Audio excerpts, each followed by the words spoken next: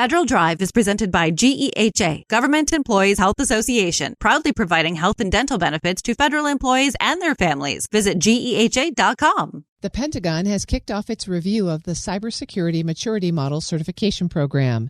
Defense officials plan to hold listening sessions across the country to hear about compliance concerns. But questions continue to swirl around what exactly the Pentagon can do differently this time to balance small business cost concerns with the need to enforce cyber requirements. For the latest, Federal News Network's Justin Doubleday joins me now. Justin, what are you hearing about how this review is kicking off and what people are expecting? Well, the review officially kicked off on Thursday, July 16th. That is when the CMMC review team met for the first time. DoD Chief Information Officer Kirsten Davies told reporters a little bit about the review during a tour of the factory floor at Kform, which is a small defense manufacturer based in Sterling, Virginia. And Davies, of course, has been the driving force behind the suspension of the CMMC third-party assessment requirements in this 60-day review. She says that Davies wants to hear back from small businesses. The DoD is going to hold listening sessions across the country to get feedback from defense contractors across the country. DoD has also published a request for information last week to get feedback on the CMMC review. And during the tour at Kform, Davies said that she kind of doesn't want to wait around to implement any potential recommendations that come from the review. She said the review, of course, is going to take about 60 days, and then she'll give the team 15 days to provide a report with recommendations to herself and Pentagon Acquisition Chief Michael Duffy. So that timeline would put us at the end of September to kind of see this review come out. And that would be interesting because, of course, the third-party certification requirements were set to go into effect November 10th. And DoD has suspended those in name, but they actually haven't changed any regulations at this point. And so we will see how exactly they go about quickly implementing the results of the review. But, of course, right now we are on the front end. Do we have any sense of what Davies and her team expect or want to come out of this review?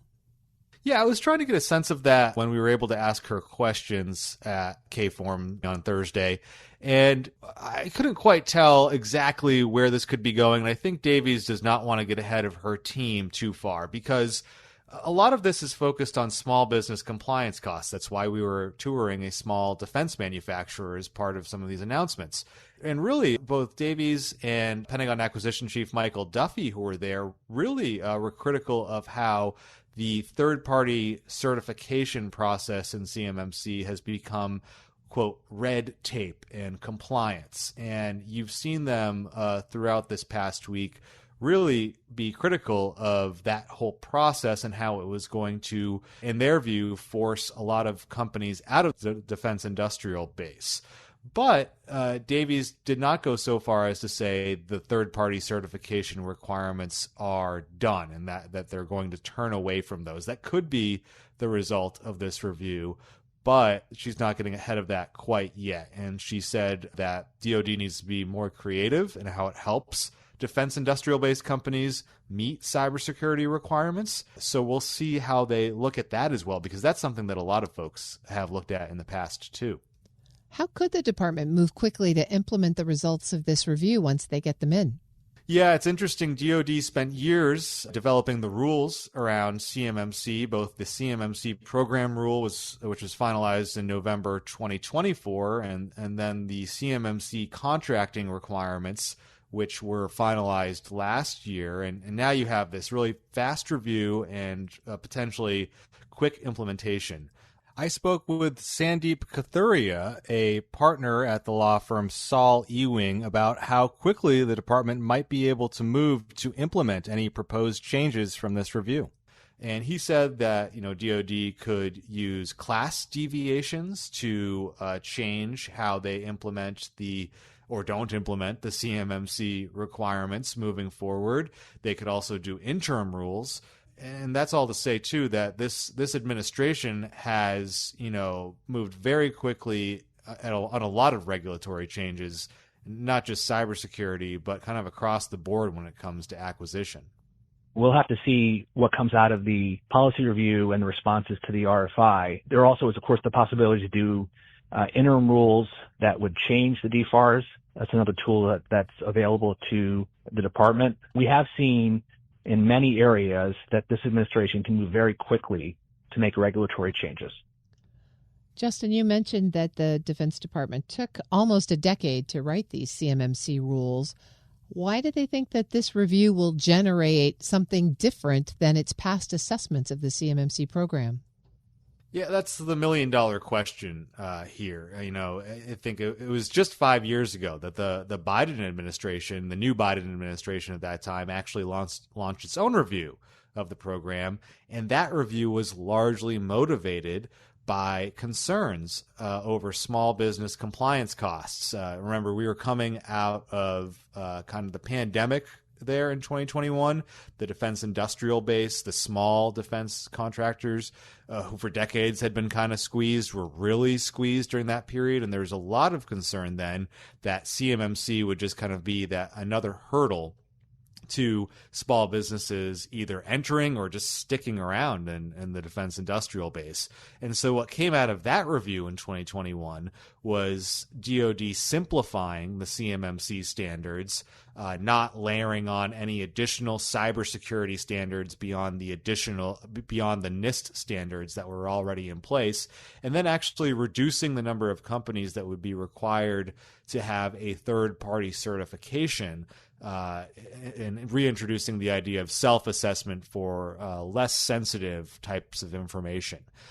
So that's how DoD has moved forward over the last 5 years. But there was still this big third-party certification component because, as we had seen in the past, DoD had found that companies were not actually complying with the cybersecurity requirements, but they were just required to self-attest to meeting them. And so companies would kind of check the box on the contract, say, yes, we were doing this, but in fact, they were not. And that came out in several reports, including an inspector general audit around the 2019 timeframe. And so that's why CMMC was created in the first place. And now you're kind of seeing, at least initially during this review, a suspension of third-party certification and a return to self-attestation. I spoke with Kate Growley. She is a partner at the law firm Crowell and Mooring about that. If the DOW concluded that it was in the DIB's best interest to rely more heavily on self-assessment than the original CMMC 2.0 had envisioned, it would be a notable return to the original system that the DOW said was insufficient and that necessitated the creation of CMMC 1.0. Justin, what are you hearing about the accuracy of the data that DoD is referencing as it kicks off this review? Yeah, this is something I'm watching closely as well, because we have seen a couple big claims from DoD to kind of set the groundwork for this review. One is just the number of cybersecurity assessors that both Davies and Duffy and others have referenced a, quote, severe shortage of cybersecurity assessors available to do these third-party assessments. And they said that was another barrier for small businesses because they couldn't find assessors. Now, the organization in charge of overseeing those assessors, the Cyber Accreditation Body, is kind of quietly pushing back against those claims. They put out a statement. They said that they are surprised and disappointed in the pause, but they are confident that there will be continued and measurable progress for CMMC, and that there is absolute criticality for third-party verification.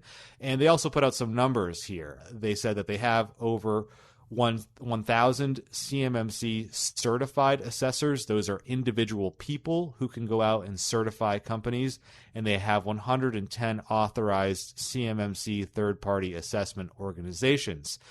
Even though the third-party certification requirements aren't enforced yet, they said they've done nearly 2,000 level 2 certifications, third-party certifications already. And so the Cyber Accreditation Body, I think you'll see them kind of say, hey, we've been building up this capacity to be able to meet the demand. And, there isn't a severe shortage of assessors at this point. And then quickly, the other big thing is just the costs. I think we've seen Small Business Administration Administrator Kelly Loeffler reference $500,000 in compliance costs for CMMC as a big barrier for small businesses. But I spoke with Eric Crucius. He's a partner at the law firm Hunton Andrews Kurth, and he talked about how people can often conflate the cost of implementing the actual cybersecurity standards with just the pure CMMC certification costs. When you have a third party that has to come in and do an assessment, all of a sudden it does cause a company to go, okay, what are we really doing versus what did we think we were doing?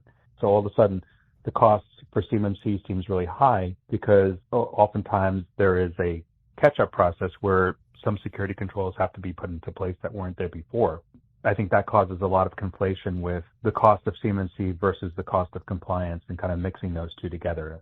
And again, that's Eric Crucius, a partner at the law firm Hunton Andrews Kurth. So I will be watching those debates over just the data around this program, the costs, the number of assessors.